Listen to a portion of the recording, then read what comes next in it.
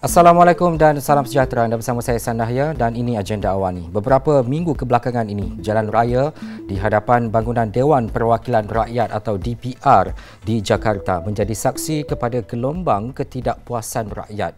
Ribuan mahasiswa, pekerja dan petani bersatu menyuarakan keresahan terhadap jurang yang semakin melebar antara elit politik dan juga rakyat biasa.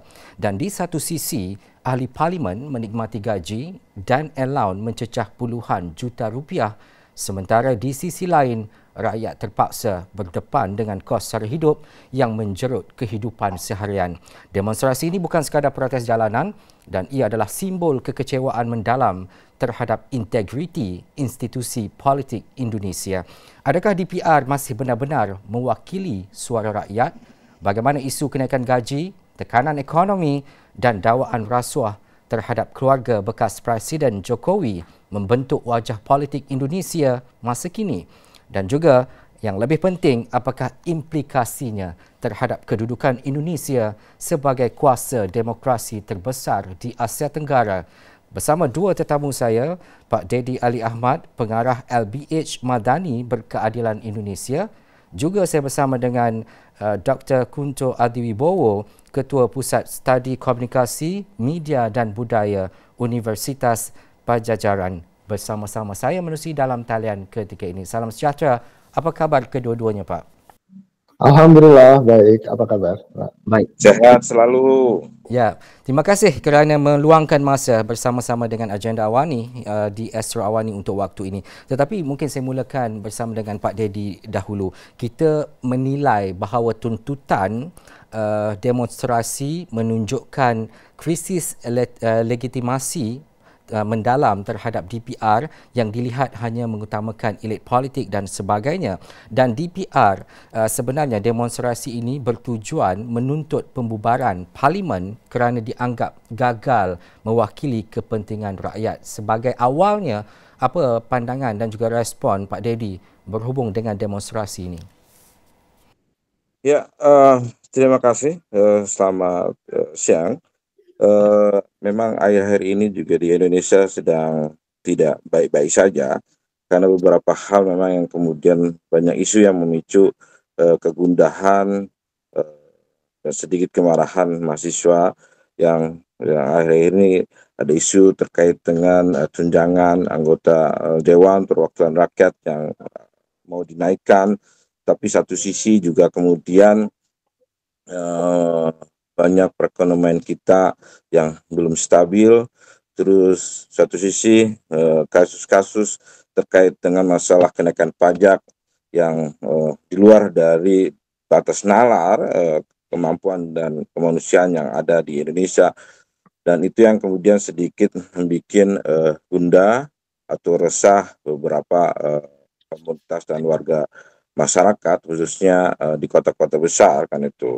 Nah, itu kemarin baru saja kemudian sekitar 2 hari yang lalu gerakan mahasiswa dan juga ada pelajar yang ikut menuntut protes, turun ke jalan untuk menuntut tidak dan dibatalkannya terkait dengan kenaikan tunjangan anggota dewan kan itu.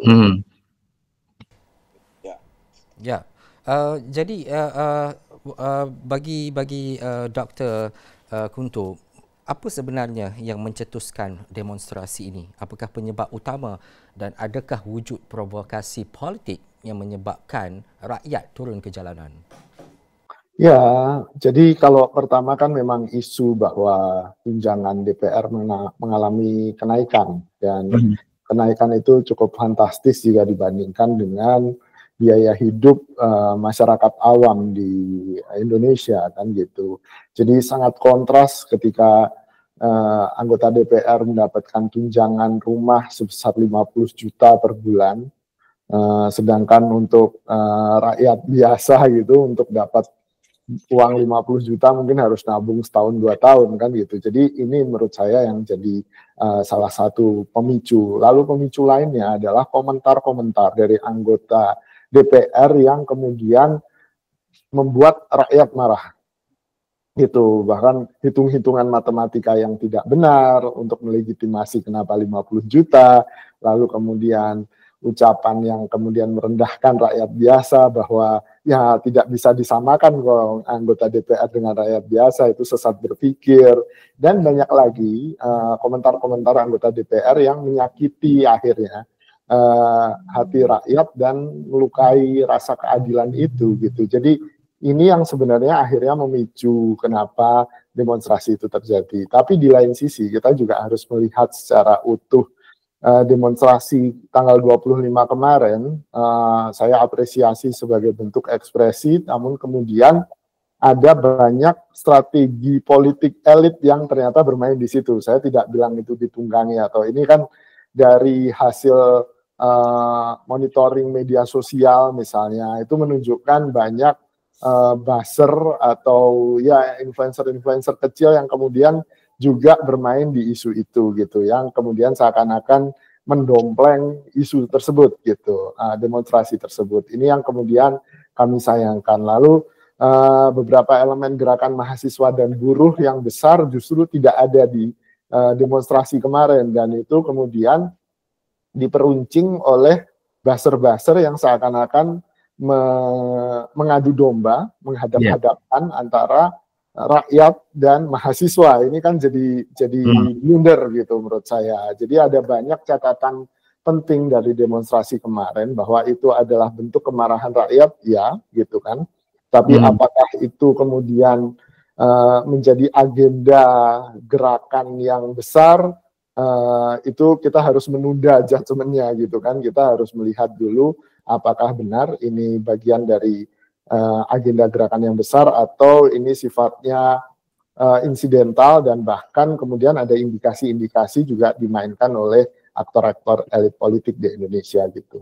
Ya, ini membawa banyak indikator dan juga faktor yang menyebabkan ia menjadi pemicu kepada demonstrasi dan sebagainya.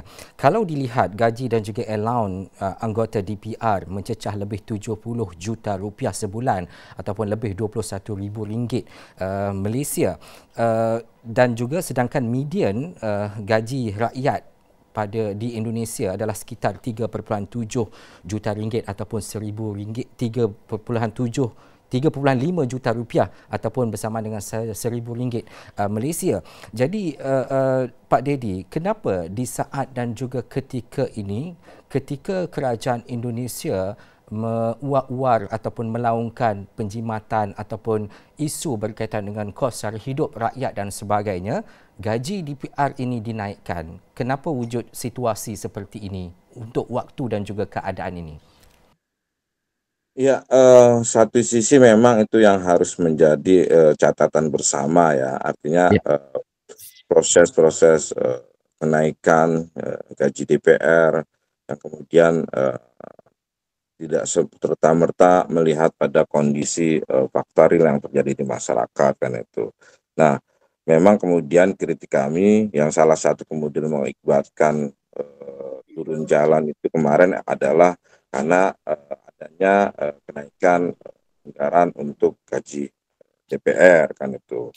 Nah, sistem itu yang kemudian terkadang memang kalau dibilang kita kadang-kadang tidak melihat penderitaan masyarakat atau real masyarakat yang ada sekarang, ekonomi yang sekarang, yang kemudian satu sisi malah anggota dewan kita lebih cenderung bagaimana meningkatkan gaji kan itu. Tapi proses itu kemudian akhirnya tetap dibatalkan waktu kemarin itu tidak jadi. Ya memang harus dilihat secara, walaupun saya pikir tidak sistematik lah, artinya memang ini ada kuasa lain yang memang mendorong proses kenaikan itu ada lah kan itu. Nah, tapi dengan kemarin ada beberapa kelompok masyarakat termasuk pelajar yang mendorong untuk aksi turun jalan, akhirnya kenaikan itu ditunda dan tidak terjadi lah seperti itu. Mhm, mhm. Dan juga Dr. Kunto, kita melihat kepada bagaimana transisi perjalanan media sosial khususnya sejauh mana untuk kita faham kalau isu gaji DPR ini trending di media sosial dengan hashtag menolak kenaikan gaji dan juga khususnya selepas inflasi makanan meningkat hampir 6% pada 2024. Adakah ia dilihat sebagai satu bentuk framing media atau benar-benar cerminan keresahan rakyat yang semakin tertekan dengan kos sara hidup? Sebab kita bercakap berkaitan dengan bagaimana media sosial berfungsi sebagai amplifikasi keresahan rakyat untuk waktu dan juga ketika ini.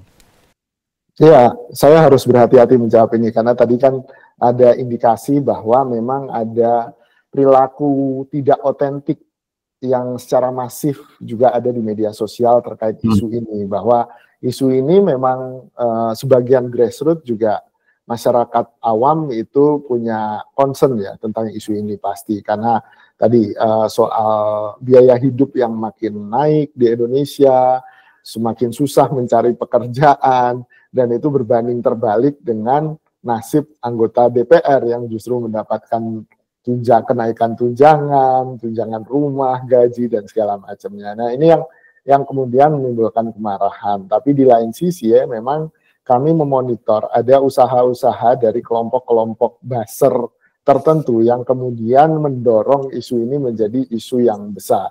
Dan kemudian isu besar di media sosial tersebut juga ikut dimakan istilahnya kan, sebagai umpan ikut dimakan oleh media massa yang mainstream gitu, dan akhirnya besarlah isu ini gitu. Tapi ketika dilacak kembali, kenapa tidak ada tuntutan yang kemudian benar-benar bulat gitu, bukan tuntutan yang membubarkan DPR menjadi tuntutan, itu kan sebenarnya agak lucu sebagai sebuah agenda gerakan gitu kan, karena tidak mungkin dalam sebuah negara demokratis kemudian tidak ada legislatif, itu yang pertama.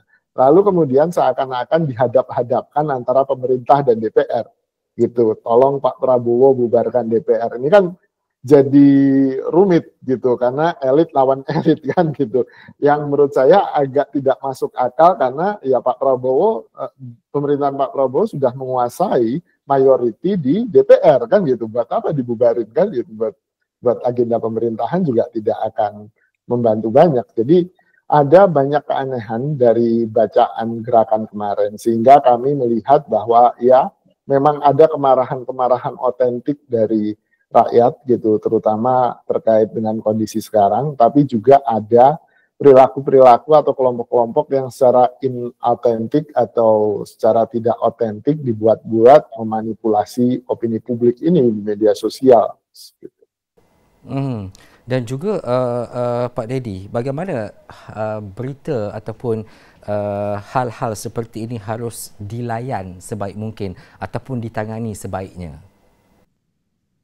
Ya, kalau isu terkait pembubaran memang kan kita juga tidak sepakat ya, karena bagaimanapun DPR adalah satu sistem integral dalam sistem demokrasi yang sudah ada terpaku di sistem demokrasi yang ada di Indonesia. Nah, cuma pada konteks kritik kinerja saja memang kemudian kemarin yang kemudian memicu. Nah, satu sisi lain adalah walaupun memang hak mengeluarkan pendapat, berdemokrasi itu adalah hak asasi manusia dan dilindungi. Nah, jadi proses-proses penanganan, penegakan HAM, walaupun kemudian ada turun jalan, kemudian itu harus kemudian tetap patuh pada penghormatan pada hak asasi manusia yang lainnya, kan itu seperti itu. Sebelum saya bersama dengan Dr. Kunto, saya nak sekali lagi nak bertanyakan kepada Pak Dedi. Ini berkaitan dengan demonstrasi. Antara isu-isu lain selain daripada pembubaran DPR, kenaikan gaji ahli parlimen dan sebagainya adalah berkaitan dengan dakwaan rasuah yang melibatkan keluarga bekas Presiden Joko Widodo dan juga desakan untuk timbalan Presiden meletakkan jawatan ataupun berundur daripada jawatan berkenaan. Apakah langkah undang-undang yang perlu dan juga bagi memastikan siasatan benar-benar dijalankan menerusi tuntutan yang dibuat dalam demonstrasi untuk memastikan bahawa tiada pengaruh politik dalam isu ini? Ya, kalau memang isu keluarga besar mantan Presiden ketujuh Bapak Presiden Jokowi memang tetap masih menjadi isu hangat, selain kemudian masalah terkait dengan isu-isu keluarga saat ini yang satu sisi masih terus bergulir. Nah, pada sisi lain memang banyak isu yang kemudian dalam tanda petik ya cenderung memanfaatkan momen-momen kemarahan masyarakat yang ada kan itu, yang akhirnya banyak isu dari mulai pajak, kenaikan pajak, dari mulai kemudian kenaikan tunjangan anggota dewan, sampai kemudian yang masih running terkait dengan isu keluarga Presiden 7 Jokowi itu tetap hangat di masyarakat. Nah, hal-hal itu yang kemudian tetap menjadi sesuatu yang masih ada isu itu di grassroots dan beberapa kelompok yang kemudian tetap menghangatkan isu itu menjadi isu besar kan, seperti itu.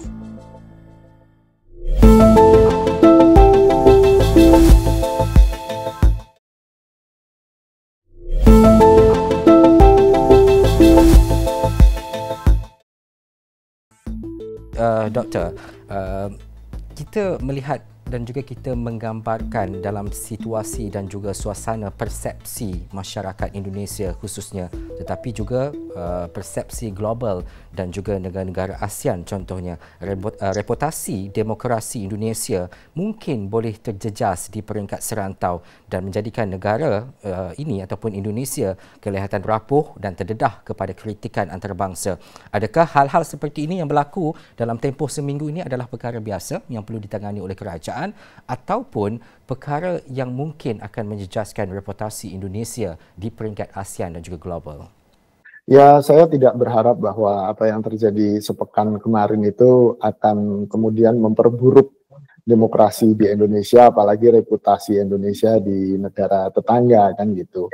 Tapi kemudian kita harus melihatnya secara objektif bahwa dengan indikasi adanya elit politik yang bermain, dan tadi sudah disinggung soal keluarga Presiden Jokowi juga disinyalir juga punya kepentingan di situ, lalu kemudian ada kelompok-kelompok elit lain juga punya kepentingan di situ. Ini yang kemudian lebih mengkhawatirkan bagi satu investor, ya kan, dengan indikasi bahwa elit politiknya tidak kemudian ada di satu barisan, lalu kemudian dengan letupan-letupan yang mungkin bisa jadi menjadi membesar di masa mendatang, ini tentu akan menjadi pertimbangan penting bagi para investor, terutama investor dari luar negeri kan gitu.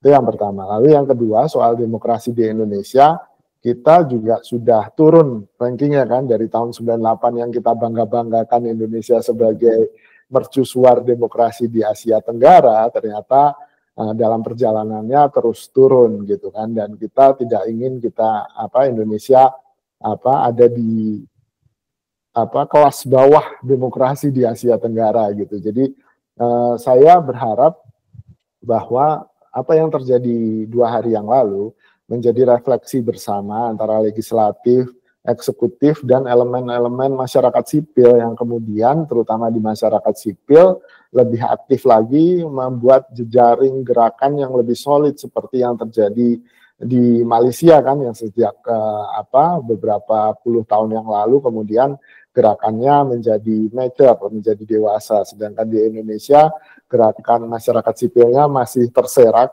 Sempat ada 98, tapi kita gagal berkonsolidasi di selanjutnya, dan ini yang menurut saya jadi refleksi penting, refleksi kritis bagi gerakan masyarakat sipil di Indonesia gitu. Ya, itu perkara yang perlu kita lihat dan juga kita nilai. Tetapi menerusi laporan berita dalam demonstrasi yang berlaku, polis menahan sekurang-kurangnya 15 individu semasa demonstrasi yang berlaku di Jakarta. Untuk Pak Dedi, apakah kesan langsung sebenarnya demonstrasi ini terhadap yang pertama berkaitan dengan kestabilan politik Indonesia, khususnya dalam menjamin hak bersuara rakyat ataupun hak rakyat untuk bersuara tanpa berdepan dengan ancaman tindakan keras pihak berkuasa contohnya?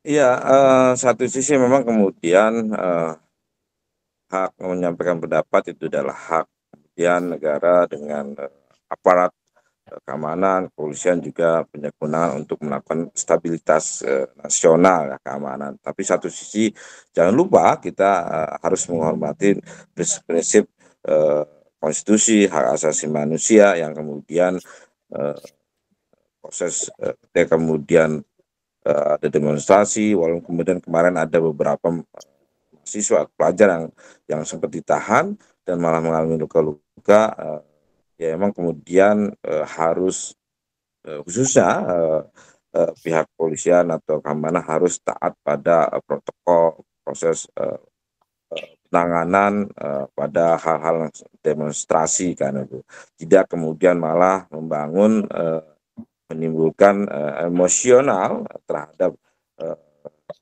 para demonstrans. Itu yang kadang-kadang juga memicu timbulnya letupan-letupan kekerasan, terus tindakan amarah yang terkadang-kadang di luar dari batas protokol yang ada lah itu. Nah, jadi memang tetap hak asasi manusia itu yang harus menjadi penopang yang harus ditegakkan dengan prinsip-prinsip juga kepolisian, pengamanan tetap taat pada protokol pengamanan demonstran seperti itu. Dan juga kita melihat kepada perkara-perkara besar, contohnya harga beras, minyak masak dan juga bahan asas meningkat lebih 7% sepanjang 2024, sedangkan upah minimum tidak seimbang dengan kenaikan kos itu. Itu apa yang berlaku di Indonesia. Tetapi dalam masa yang sama, Dr. Kunto, bagaimana kerajaan perlu menangani isu ini supaya keterlibatan masyarakat dalam hal-hal seperti kos sara hidup ini dapat ditangani sebaik mungkin? Apa tindakan drastik ataupun paling pantas yang perlu dilakukan oleh Presiden Prabowo? Ya, kalau berbicara soal makroekonomik kan agak susah ya, apalagi kan Pak Prabowo atau Presiden kita sekarang ini punya beberapa program yang memang membutuhkan dana besar, seperti makan bergizi gratis gitu kan, untuk semua siswa SD di Indonesia. Lalu kemudian ada lagi proyek mercusuarnya Pak Prabowo adalah Koperasi Merah Putih. Ini koperasi yang berbasis di desa yang juga butuh modal tidak sedikit kan gitu. Dan konsekuensinya ada penghematan anggaran di banyak kementerian, termasuk penghematan anggaran yang juga biasanya menopang ekonomi, perputaran ekonomi di masyarakat bawah, seperti proyek-proyek infrastruktur yang kemudian harus dikurangi, kemudian ada beberapa belanja pegawai yang juga dikurangi. Nah, ini yang kemudian menjadi problem ekonomi. Jadi istilahnya ya duitnya cuma segitu tapi harus dibagi dengan pos yang semakin banyak gitu kan. Jadi menurut saya ya pemerintah harusnya lebih bijak dalam mengatur pos-pos ini. Dengan 2 atau 3 proyek mercusuar yang memang belum lagi IKN kan, ibu kota baru kita yang juga belum selesai yang membutuhkan uang yang banyak. Sehingga butuh skala prioritas kalau menurut saya. Secara politik Presiden Prabowo harus berani kemudian membuat skala prioritas agar program mercusuarnya juga berhasil dan tidak kemudian membuat rakyat menderita harus menanggung beban program strategis tersebut. Itu yang kemudian menjadi penting dan harus dilakukan dengan segera menurut saya. Tapi sekali lagi itu kan political will ya. Yeah. Kalau dari hitung-hitungan ekonomi kan seharusnya bisa ya, uangnya bisa dibagi-bagi pasti kan, cuman kan political will-nya mau dibagi kemana itu yang menurut saya jadi penting. Ya, dan akhir sekali untuk Pak Dedi secara tuntasnya, kurang daripada 2 minit, apa yang Pak Dedi harapkan terutamanya bila kita bercakap berkaitan dengan keadaan rakyat khususnya untuk membela rakyat itu sendiri dan dalam masa yang sama untuk memastikan bahawa kerajaan dan juga pimpinan Prabowo Subianto ini dapat meletakkan kestabilan terhadap kedua-dua aspek ini. Secara ringkas. Ya, saya pikir kepemimpinan Presiden Prabowo itu memang membuat satu gebrakan dengan juga problem PR yang cukup banyak. Dan satu, terus kemudian kedua, saya pikir juga memang apa yang dicita-citakan dalam visioner nawacita kepemimpinan hari ini juga memang meletakkan kuasa kepentingan rakyat menjadi kuasa yang tertinggi. Tapi ingat, satu sisi memang hal itu menjadi sebuah janji-janji saja yang berharap kemudian itu akan menjadi sebuah upaya cita-cita apa yang dinyatakan oleh nawacita kepemimpinan Prabowo saat ini. Dan satu sisi ingat konstitusi kita pasal 33 adalah kuasa rakyat adalah kuasa yang tertinggi yang kemudian harus dijunjung dan dihormati demi kesejahteraan rakyat Indonesia secara umum dan tidak ada diskriminasi yang seperti itu. Baik. Kita jelas itu apa yang berlaku di Indonesia dan juga kita mengharapkan ia segera diselesaikan dan pastinya ini antara perkara yang biasa berlaku dalam sebuah negara demokrasi, bagaimana untuk rakyat menyuarakan sesuatu, kepimpinan membawa kepimpinan terhadap Presiden ataupun negara itu sendiri. Apapun, terima kasih kepada Pak Dedi Ali Ahmad, Pengarah LBH Madani Berkeadilan Indonesia, dan terima kasih Dr. Kunto Adiwibowo, Ketua Pusat Studi Komunikasi, Media dan Budaya Universitas Padjadjaran, dan 3 perkara penting dan 3 isu dominan rakyat Indonesia. Yang pertama adalah berkaitan dengan jurang pendapatan elit dan juga rakyat, beban kos sara hidup dan juga integriti kepimpinan, dan melalui proses reformasi menyeluruh penyemakan gaji DPR, subsidi kos sara hidup dan pengukuhan institusi anti rasuah, mungkin kerajaan boleh memulihkan legitimasi politik di mata rakyat dan dunia. Sekian dulu agenda awal ini, saya Sanaya. Assalamualaikum dan jumpa lagi.